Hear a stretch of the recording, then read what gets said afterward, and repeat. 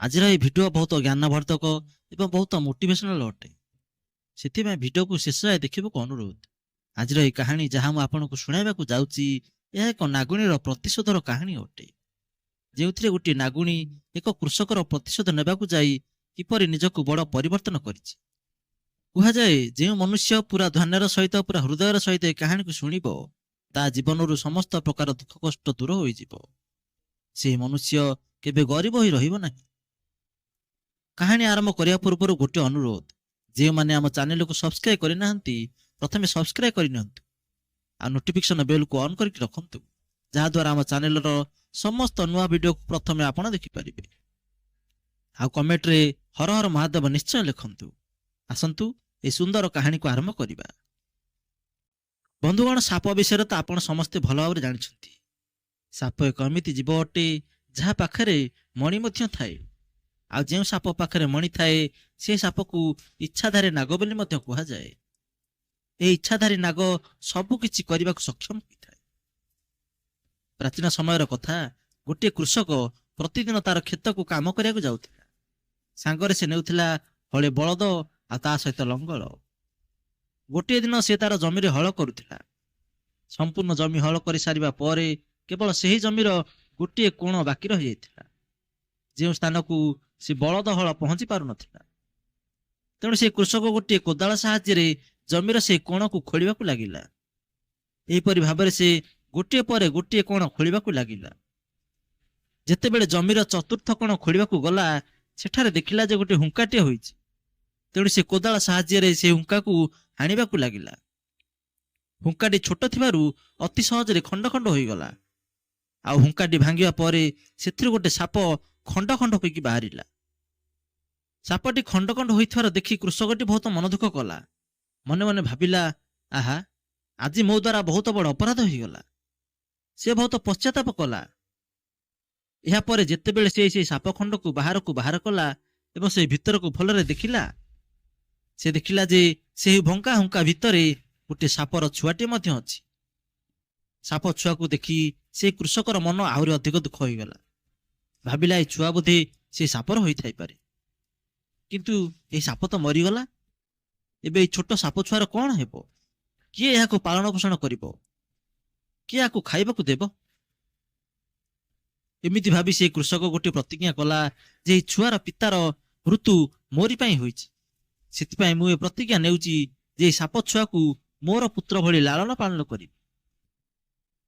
ଏହା ଭାବି ସେ କୃଷକ ସାପ ଛୁଆକୁ ଧରି ତାର ଘରକୁ ନେଇ ଆସିଲା। ଘରକୁ ଆଣି ତାର ସ୍ତ୍ରୀକୁ କହିଲା, ପ୍ରିୟେ, ଇଏ ହଉଛି ଗୋଟିଏ ସାପ ଛୁଆ, ଆଉ ଏହାର ପିତା ମୋ ହାତରେ ମୃତ୍ୟୁବରଣ କରିଛି। ସେଥିପାଇଁ ମୋର ଭୁଲର ପ୍ରାୟଶ୍ଚିତ କରିବା ପାଇଁ ଏହି ସାପ ଛୁଆକୁ ମୁଁ ଘରକୁ ନେଇ ଆସିଛି।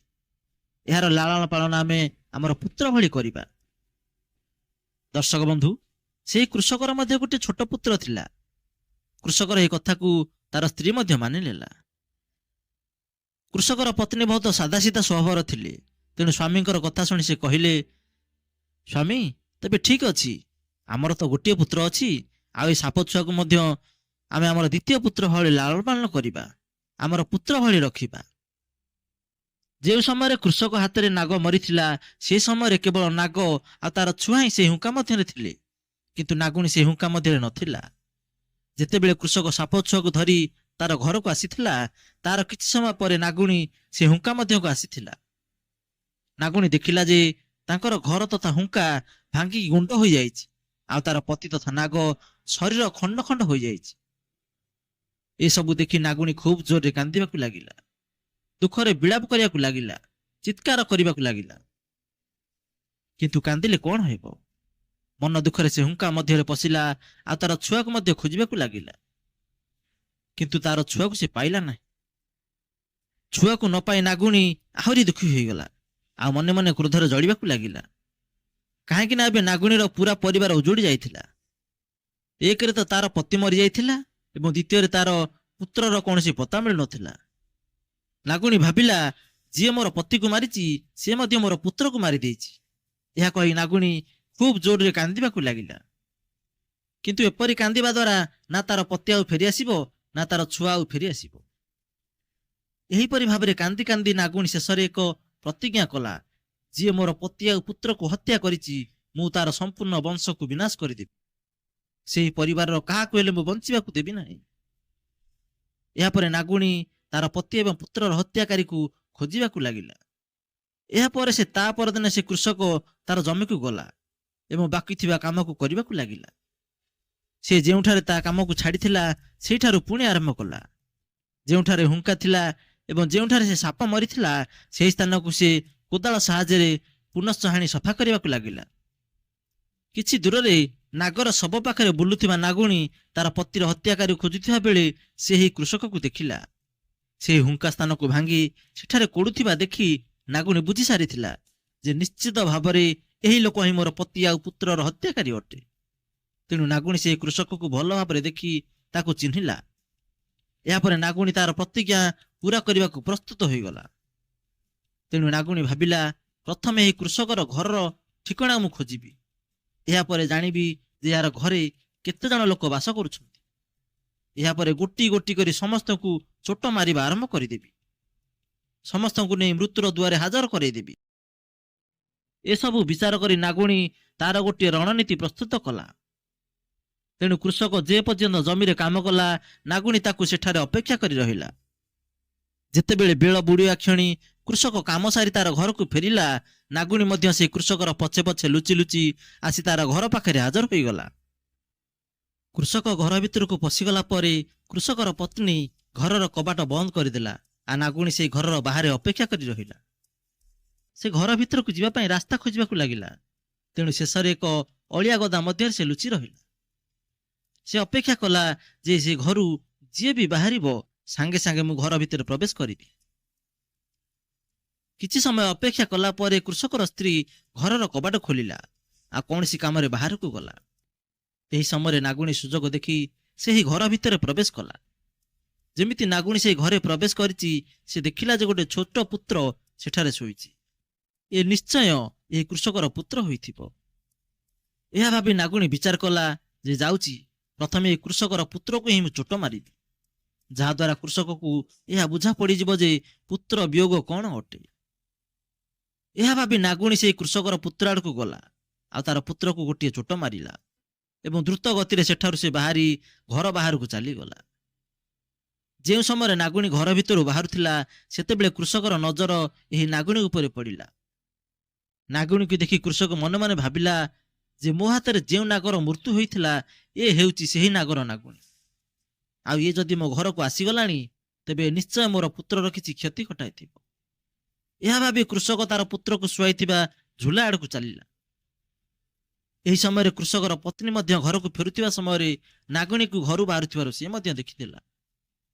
କୃଷକର ପତ୍ନୀ ମଧ୍ୟ ନାଗୁଣୀକୁ ଦେଖି ଏହା ଆଶଙ୍କା କଲେ ଯେ ନାଗୁଣୀ ଆମର ପୁତ୍ରର କୌଣସି କ୍ଷତି କରିଦେଇ ନାହିଁ ତ। ଏହା ଭାବି କୃଷକର ପତ୍ନୀ ତାର ପୁତ୍ରର ଝୁଲା ଆଡ଼କୁ ଦୌଡ଼ିବାରେ ଲାଗିଲେ। ଏହିପରି ଭାବରେ ପତି ପତ୍ନୀ ଦୁହେଁ ଯାଇ ତାଙ୍କ ପୁତ୍ରର ଝୁଲା ପାଖରେ ପହଞ୍ଚି ଦେଖନ୍ତି ତ ତାଙ୍କର ପୁତ୍ର ଆଉ ଏ ଦୁନିଆରେ ନାହିଁ। ସେ ନାଗୁଣୀ ତାର ପୁତ୍ରକୁ ଚୋଟ ମାରି ସବୁଦିନ ପାଇଁ ଚିର ନିଦ୍ରାରେ ଶୁଆଇ ଦେଇଥିଲା। ଏହାପରେ ପତି ପତ୍ନୀ ଦୁହେଁ ସେମାନଙ୍କର ପୁତ୍ରର ବିୟୋଗରେ ଚିତ୍କାର କରି କାନ୍ଦିବାକୁ ଲାଗିଲେ।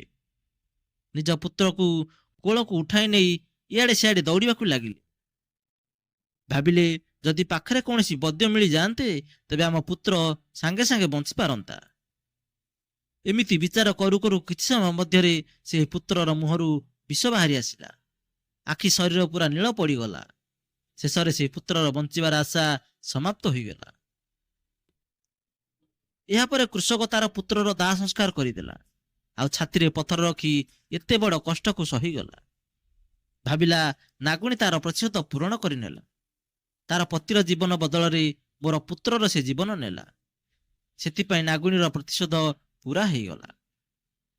ଏବେ ମୁଁ ଏ ନାଗଛୁଆଙ୍କୁ ହିଁ ମୋର ଏକମାତ୍ର ପୁତ୍ର ଭାବରେ ପାଳନ କରିବି ଆଉ ଆମେ ପତି ପତ୍ନୀ ଏହାର ସାହାରାରେ ହିଁ ବଞ୍ଚିବୁ। ଏହାପରେ ସେ କୃଷକ ଦମ୍ପତି ସେ ନାଗଛୁଆକୁ ପୂର୍ବାପେକ୍ଷା ଆହୁରି ଅଧିକ ପ୍ରେମ କରିବାକୁ ଲାଗିଲେ। ତାର ପ୍ରତ୍ୟେକ ଛୋଟ ଛୋଟ କଥାର ଦାୟିତ୍ୱ ନେଲେ। ତାର ସବୁ ଆବଶ୍ୟକତାକୁ ପୂରଣ କଲେ। ଏହିପରି ଭାବରେ ଦୁଇ ଜଣ ଯାକ ନାଗଛୁଆର ସେବାରେ ଲାଗିଗଲେ। ଏହିପରି ଭାବରେ କିଛି ଦିନ ଗଲା ପରେ ନାଗୁଣୀ ପୁଣି ଥରେ କୃଷକର ଘରକୁ ଆସିଲା। ଏଥର ନାଗୁଣୀ ଏହା ଭାବିକି ଆସିଥିଲା ଯେ ଏଇଥର ମୁଁ କୃଷକକୁ ହିଁ ଚୋଟ ମାରିବି। ଯିଏ ମୋର ପତି ଆଉ ପୁତ୍ରକୁ ହତ୍ୟା କରିଛି। ଏହା ଭାବି ନାଗୁଣୀ ପୁଣି ଥରେ କୃଷକର ଘରେ ପ୍ରବେଶ କଲା। ନାଗୁଣୀ କୃଷକର ଘରେ ଯେମିତି ପ୍ରବେଶ କରିଛି, ସେ ଦେଖିଲା ଯେ କୃଷକ ଆଉ ତାର ପତ୍ନୀ ଗୋଟିଏ ନାଗଛୁଆକୁ କ୍ଷୀର ପିଆଉଛନ୍ତି। ଆଉ ଖାଲି କ୍ଷୀର ପିଆଉ ନାହାନ୍ତି, ତାକୁ ପୁତ୍ର ପୁତ୍ର ବୋଲି କହି ସମ୍ବୋଧନ ମଧ୍ୟ କରୁଛନ୍ତି, ବଡ଼ ସ୍ନେହ ଆଦର ମଧ୍ୟ କରୁଛନ୍ତି। ଏହା ଦେଖି ନାଗୁଣୀ ବଡ଼ ଆଶ୍ଚର୍ଯ୍ୟଚକିତ ହୋଇଗଲା। ନାଗୁଣୀ ସେଇ ନାଗଛୁଆକୁ ବଡ଼ ଧ୍ୟାନର ସହିତ ଦେଖିଲା। ଆଉ ତାକୁ ଦେଖିକି ସେ ଆହୁରି ଆଶ୍ଚର୍ଯ୍ୟ ହୋଇଗଲା, କାରଣ ସେ ନାଗଛୁଆ ଆଉ କାହାର ନଥିଲା, ସେ ଛୁଆ ଥିଲା ସେହି ନାଗୁଣୀର।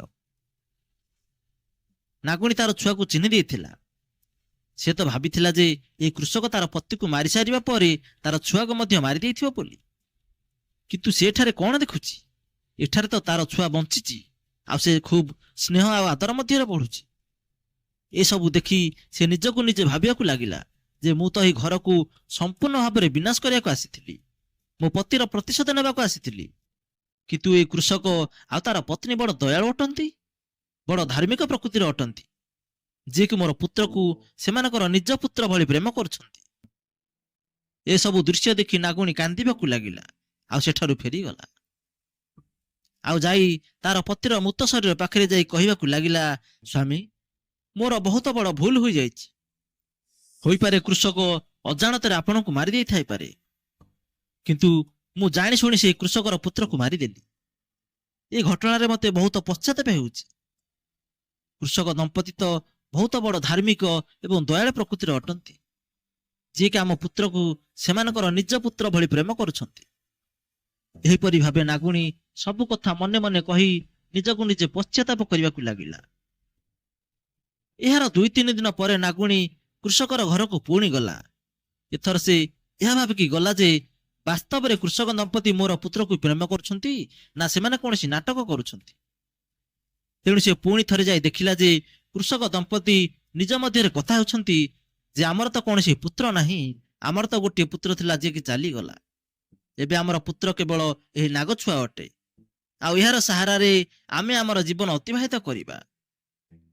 ଏ କଥା ଶୁଣି ନାଗୁଣୀ ଆହୁରି ଆଶ୍ଚର୍ଯ୍ୟ ହୋଇଗଲା, ଆଉ ତାକୁ ଏବେ ସମ୍ପୂର୍ଣ୍ଣ ବିଶ୍ୱାସ ହୋଇଗଲା ଯେ ଏହି କୃଷକ ଦମ୍ପତି ମୋର ପୁତ୍ରକୁ ସତରେ ବହୁତ ସ୍ନେହ ପ୍ରେମ କରୁଛନ୍ତି। ତେଣୁ ନାଗୁଣୀ ତାର ଭୁଲର ପଶ୍ଚାତାପ କରିବା ପାଇଁ ଭାବିଲା ଯେ ମୁଁ ଏମାନଙ୍କ ପୁତ୍ରକୁ ହତ୍ୟା କରିଛି, ତେଣୁ ମୋତେ ହିଁ ଏହାର ପ୍ରାୟଶ୍ଚିତ କରିବାକୁ ପଡ଼ିବ। ଏହା ଭାବି ସେ ଶିବଙ୍କ ମନ୍ଦିରରେ ଯାଇ ହାଜର ହେଲା, ଆଉ ଶିବଲିଙ୍ଗକୁ ପରିକ୍ରମା କରି ପ୍ରଭୁଙ୍କୁ ପ୍ରଣାମ କଲା ଆଉ କହିଲା, ପ୍ରଭୁ, ମୁଁ ଅଜାଣତରେ ପ୍ରତିଶୋଧ ନିଆରେ ଅନ୍ଧ ହୋଇ ସେହି କୃଷକର ପୁତ୍ରକୁ ହତ୍ୟା କରିଛି। ଏବେ ମୁଁ ଚାହୁଁଛି ଆପଣ କୃପା କରି ସେହି କୃଷକ ଦମ୍ପତିଙ୍କ କୋଳରେ ଏକ ପୁତ୍ରଟିଏ ଦିଅନ୍ତୁ ପ୍ରଭୁ। କୁହାଯାଏ ଯେ ନାଗନାଗୁଣୀ ଭୋଳାନାଥଙ୍କର ପରମ ଭକ୍ତ ଅଟନ୍ତି। ଯଦି ନାଗନାଗୁଣୀ ହୃଦୟର ସହିତ କିଛି ମାଗନ୍ତି, ତେବେ ମହାଦେବ ସେମାନଙ୍କର ଇଚ୍ଛାକୁ ଅବଶ୍ୟ ପୂରଣ କରିଥାନ୍ତି। ଦର୍ଶକ ବନ୍ଧୁ, ନାଗୁଣୀର ଏହି ପ୍ରାର୍ଥନାକୁ ଭୋଳାନାଥ ମଧ୍ୟ ଶୁଣିଲେ। କିଛି ଦିନ ଗଲା ପରେ ଏକ ବ୍ରାହ୍ମଣ ଦମ୍ପତି ସେମାନଙ୍କର ପୁତ୍ରକୁ ନେଇ କେଉଁଆଡ଼େ ଯାଉଥିବା ବେଳେ ଏହି କୃଷକ ଦମ୍ପତିଙ୍କ ଘରେ ବିଶ୍ରାମ ନେଲେ। କିଛି ସମୟ ବିଶ୍ରାମ କଲା ପରେ ସେମାନେ ଜାଣିଲେ ଯେ ସେ କୃଷକ ଦମ୍ପତିଙ୍କ ଘରେ କୌଣସି ସନ୍ତାନ ନାହାନ୍ତି। ତେଣୁ ସେମାନେ ସେମାନଙ୍କର ପୁତ୍ରକୁ କୃଷକ ଦମ୍ପତିକୁ ଦେଇ କହିଲେ ଯେ ଆମେ ଏକ ତୀର୍ଥଯାତ୍ରାରେ ଯାଉଛୁ, ଆମେ ଫେରିବା ପର୍ଯ୍ୟନ୍ତ ଆପଣମାନେ ଏହି ଛୁଆର ଦାୟିତ୍ୱ ନେଇଥାନ୍ତୁ। ଏତିକି କହି ଏହି 2 ଜଣ ବିଦାୟ ନେଲେ। କିଛି ଦିନ ପରେ ଖବର ଆସିଲା ଯେ ସେହି ବ୍ରାହ୍ମଣ ଦମ୍ପତି ଆଉ ଏ ଦୁନିଆରେ ନାହାନ୍ତି। ଏହି ଖବର ଶୁଣି ସେହି କୃଷକ ଦମ୍ପତି ବହୁତ ମନ ଦୁଃଖ କଲେ। ଏହାପରେ ସେମାନେ ସେହି ପୁତ୍ରର ଲାଳନ ପାଳନ ମଧ୍ୟ କଲେ। ଏହାର କିଛି ଦିନ ପରେ ନାଗୁଣୀ ସେହି କୃଷକ ଦମ୍ପତିଙ୍କ ଘରକୁ ଗଲା ଏବଂ ସେଠାରେ ଏହି ପୁତ୍ରକୁ ଦେଖି ସେ ବହୁତ ଖୁସି ହେଲା। ସେହି ଦମ୍ପତି ସେମାନଙ୍କର 2 ପୁତ୍ର ତଥା ନାଗପୁତ୍ର ଏବଂ ବ୍ରାହ୍ମଣଙ୍କର ପୁତ୍ରକୁ ସମାନ ଭାବରେ ସ୍ନେହ ଆଦର କରୁଥିଲେ। ନାଗୁଣୀ ବିଚାର କଲା ଯେ ବାସ୍ତବରେ ଏହି କୃଷକ ଦମ୍ପତି ବଡ଼ ଧର୍ମାତ୍ମା ଅଟନ୍ତି, କିନ୍ତୁ ମୋ ଭଳି ପ୍ରତିଶୋଧ ପରାୟଣ ଜନ୍ତୁ ଏ ଦୁନିଆରେ ରହି କିଛି ଲାଭ ନାହିଁ। ତେଣୁ ଏମିତି ସବୁ ବିଚାର କରି ନାଗୁଣୀ ଏକ ନାରୀ ବେଶ ଧାରଣ କଲା, ଆଉ ଯାଇ କୃଷକକୁ କହିଲା ଯେ ମୁଁ ତୁମକୁ ଏକ ଜିନିଷ ଦେବାକୁ ଆସିଛି, ସେହି ଜିନିଷକୁ ତୁମ ଘରେ ସର୍ବଦା ରଖିବ, କେବେ ହେଲେ କାହାକୁ ଦେବ ନାହିଁ। ଏତିକି କହି ନାରୀ ବେଶଧାରୀ ନାଗୁଣୀ ତାର ନାଗମଣିକୁ କୃଷକକୁ ଦେଇଦେଲା। ନାଗମଣି ଦେଇ ସାରିଲା ପରେ ନାଗୁଣୀ ପୁଣି ଥରେ ନିଜ ରୂପକୁ ଫେରି ଆସିଲା, ଆଉ ନିଜ ପୁତ୍ରକୁ ଭଲରେ ରଖିବା ପାଇଁ ନିବେଦନ କଲା। ଏହା ସହିତ ଏହା ମଧ୍ୟ କହିଲା ଯେ ଏ ନାଗଛୁଆକୁ ଏତେ ବି ବିଶ୍ୱାସ କରିବ ନାହିଁ, କାହିଁକି ନା ଆମେ ହଉଛି ସର୍ପକୂଳ, ସର୍ବଦା ଦୁଷ୍ଟ ପ୍ରଜାତିରେ ଗଣିତ ହୋଇଥାଉ। ଯଦି ମୋ ପୁତ୍ର ଭବିଷ୍ୟତରେ କାହାର ଅନିଷ୍ଟ କରେ, ତେବେ ନାଗମଣି ସାହାଯ୍ୟରେ ତୁମେ ତାଙ୍କର ରକ୍ଷା କରିବ। ଏତିକି କହି ନାଗୁଣୀ ତାର ପତିର ଶବ ପାଖକୁ ଯାଇ ତାର ପ୍ରାଣତ୍ୟାଗ କରିଦେଲା। ଏହିପରି ଭାବରେ କୃଷକର ପରିବାର ସମ୍ପୂର୍ଣ୍ଣ ହେଲା। ନାଗମଣି ପାଇ କୃଷକର ପରିବାର ସର୍ବଦା ଧନ ସମ୍ପଦରେ ଏବଂ ସୁଖରେ କାଳାତିପାତ କଲେ। ଦର୍ଶକ ବନ୍ଧୁ, କେମିତି ଲାଗିଲା ଏହି କାହାଣୀ? ଆପଣଙ୍କର ମତାମତ କମେଣ୍ଟ ମାଧ୍ୟମରେ ନିଶ୍ଚୟ ଜଣାନ୍ତୁ।